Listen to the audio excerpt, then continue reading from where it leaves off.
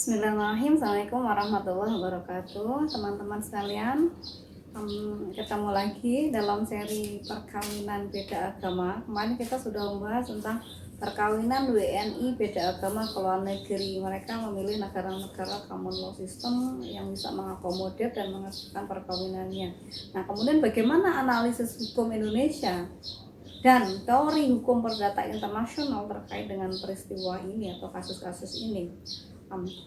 Berdasarkan hukum perkawinan Indonesia, yaitu Undang-Undang Nomor 1 Tahun 74 tentang perkawinan, terutama pasal 56 ayat 1 menyatakan bahwa perkawinan antara WNI dan antara WNI dan WNA yang dilakukan di luar negeri adalah sah apabila dilakukan menurut hukum tempat perkawinan itu dilakukan, dan bagi WNI tidak melanggar ketentuan undang-undang ini. Nah, di sini ada dua ketentuan. Pertama, sah menurut hukum setempat, hukum negara setempat. Yang kedua, tidak melanggar hukum Indonesia. Menurut analisis hukum perdata internasional, di sini ada dua prinsip, yaitu prinsip lex loci celebrationis, hukum tempat perkawinan dilakukan, kemudian prinsip lex patrie atau nationality atau hukum kewarganegaraan. Jadi bagi WNI tidak melanggar hukum Indonesia. Ini. Jadi hukum Indonesia terkait dengan perkawinan luar negeri sekaligus menggunakan dua prinsip lex loci celebrationis, bahwasanya sah menurut hukum setempat.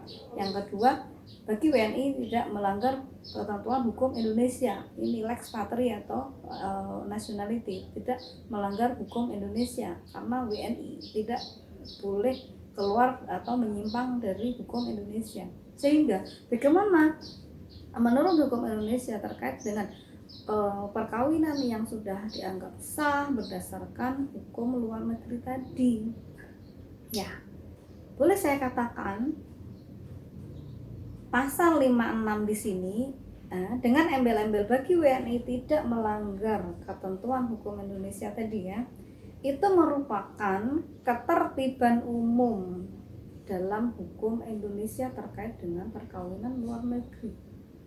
Jadi ada teori ketertiban umum terkait dengan penerimaan hukum asing. Jadi dalam hukum perdata internasional, bagaimana suatu negara bisa mengakomodir, bisa mengakui hukum asing atau ketetapan yang sudah diberlakukan oleh hukum luar negeri. Ini ada asas, ada prinsip umum namanya ketertiban umum.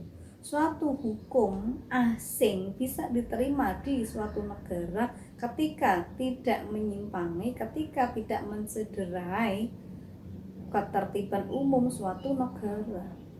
Ini. Jadi misalnya hukum Indonesia dibawa ke luar negeri, ketika dianggap melanggar ketertiban hukum luar negeri tidak akan diterima. Begitu juga hukum asing masuk ke Indonesia, ketika dianggap melanggar ketertiban umum Indonesia, ini bisa tidak diterima. Nah, terkait dengan pasal di 56 dan terkait dengan perkawinan WNI beda agama di luar negeri, yang menurut saya ada ketertiban umum di situ yang harus kita garis bawahi, bahwasanya apa? Tidak boleh melanggar hukum Indonesia. Kalau di Indonesia perkawinan beda agama ini rumit dilakukan, nah kemudian mereka mencari kemudahan dan mencari legalitas ke luar negeri, berarti apa? Ini mencederai ketertiban umum Indonesia. Di sisi lain ada prinsip atau ada teori tentang penyelundupan hukum dalam hukum perdata internasional. Apa itu penyelundupan hukum? Seseorang sengaja menghindari hukum negaranya yang tersulit, kemudian melakukan perbuatan yang dia kehendaki di negara lain yang bisa melegalkan dan mengakomodir perbuatan itu. Nah, ini perbuatan penyelundupan hukum, sehingga ketika dia tahu di Indonesia susah untuk melakukan perkawinan beda agama, kemudian dengan sengaja dia lari dan melakukan perbuatan itu di luar negeri, ya, yang bisa mencari negara yang bisa melegalkan perkawinan beda agama. Nah ini berarti juga penyelundupan hukum. Nah sehingga ya bagaimana kemudian legalitas dari perkawinan WNI yang dilakukan di luar negeri atau perkawinan WNI beda agama yang dilakukan di luar negeri, ya dia boleh dikatakan merupakan penyelundupan hukum dan melanggar ketertiban umum hukum Indonesia. Nah kemudian berlanjut lagi, pasal 56 Undang-Undang Perkawinan ayat 2 ini terkait dengan administratif. Kalau pasal 56 ayat 1-nya tadi terkait dengan keabsahan, kemudian yang ayat 2-nya terkait dengan administratif.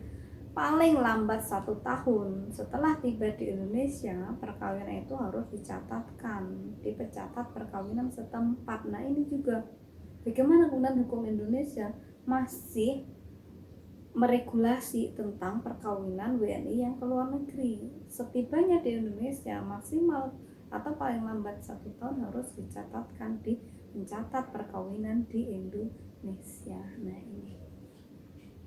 Sekian, assalamualaikum warahmatullahi wabarakatuh.